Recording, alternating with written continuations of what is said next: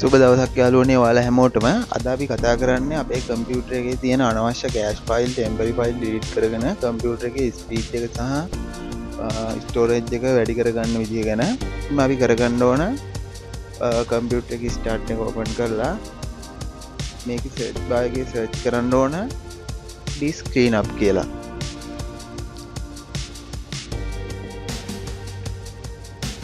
මේ තියෙන disk cleanup කියන එක. මේක මේ විදිහට ක්ලික් කරලා මෙතන මේ විදිහට ඉන්ටර්ෆේස් එකේ අපිට ඕන local disk එකක් සිලෙක්ට් කරන්න පුළුවන්. මම දැන් ඉස්සෙල්ලාම කරගන්නේ මගේ local disk C එක.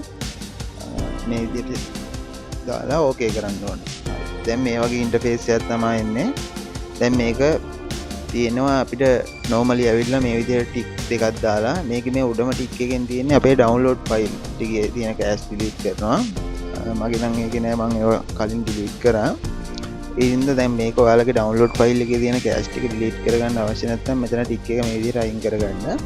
දැන් මේ temporary internet file මේකට මෙහෙම ටික් එක තියෙනවා. ඒකේ මම තියලා මේ යට තියෙන දේ තුනට ටික් එක දාගන්න ඕනේ මේ විදිහට direct shadow cache delivery comparison file කියන එකටත් දාලා මේ recycle bin කියලා තියෙන්නේ.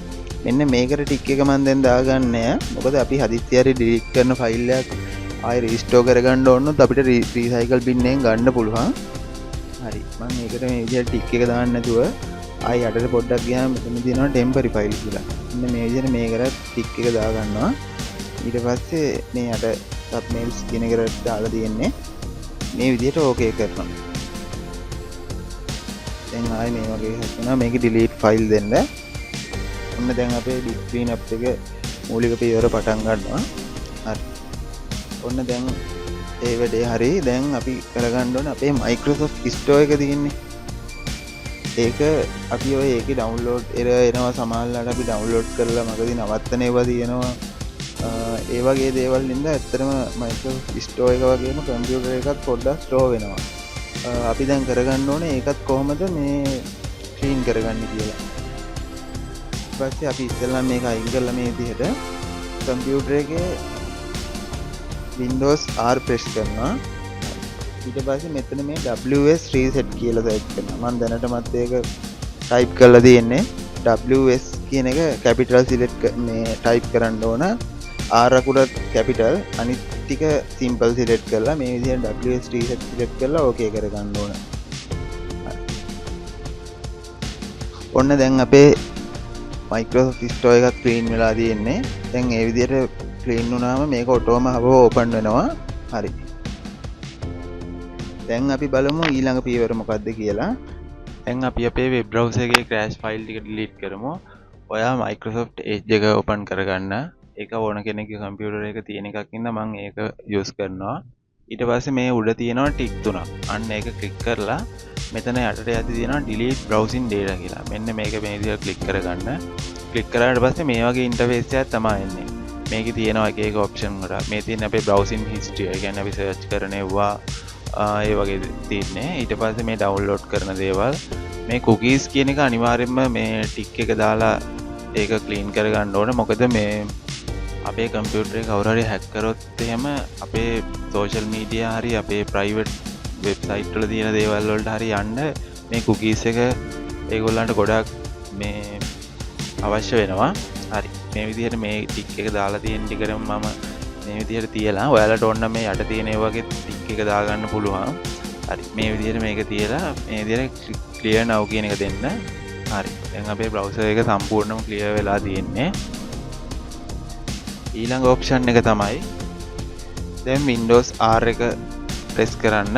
ඊට පස්සේ මේ වගේ run එක එනවා. මේකේ මෙතන search කරන්න ඕන temp කියලා. දැන් okay කරන්න. ඊට පස්සේ මේ වගේ interface එකක් තමයි එන්නේ. මේක continue දෙන්න. දුන්නාට පස්සේ මෙතන මේ තියෙන්නේ cache file වගේ.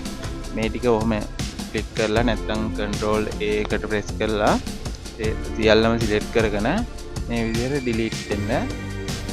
හරි. දැන් එතන තිබ්බ cache file ටික delete වෙලා තියෙන්නේ. යන්නේ අවසාන option එකට. ඒකට වගේ this PC එක open කරගන්න. ඊට පස්සේ මේ local disk C එකට යන්න. ගිහිල්ලා මේකේ Windows folder එක ඇතුළට යන්න. ඊට පස්සේ ඔයා කැමති folder එක මේ විදිහට click කරලා PRE කියලා press කරන්න. ඊට පස්සේ මේ විදිහට රිෆ්‍රෙෂ් කියන එක එනවා. මෙන්න මේක මේ විදිහට ඕපන් කරගන්න. හරි. දැන් මේක ඇතුලේ තියෙන මේ ෆයිල් ටික ඩිලීට් කරගන්න ඕන. මගේ මේකේ තියෙනවා 494.